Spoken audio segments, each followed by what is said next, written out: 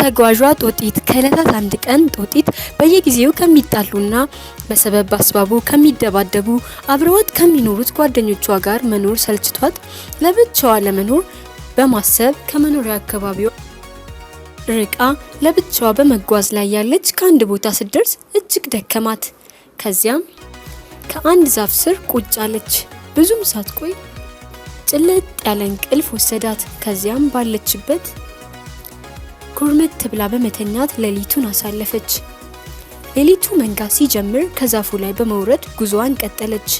አንዴ በምድር ላይ አንዴ ደግሞ ከዛፍ ወደ ዛፍ እየተንጠላጠለች ያገኘችውን ቅጠልና ስራ ስር እየተመገበች ብዙ ተጉዛ ከአንድ ገላጣ ቦታ ደረሰች። ምንም ዛፍ ባለመኖሩ የወጣችው ኃይለኛ ፀሐይ አቅም አሳጣቻት። በቀላሉም የምትጠጣ ውሃ ባለማግኘቷ በስተመጨረሻ ተዝለፍልፋ መሬት ላይ ወደቀች።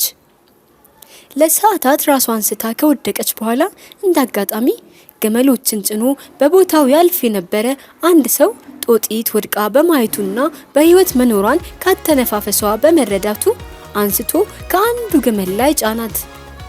ጦጢትን በጣም ደስ አላት።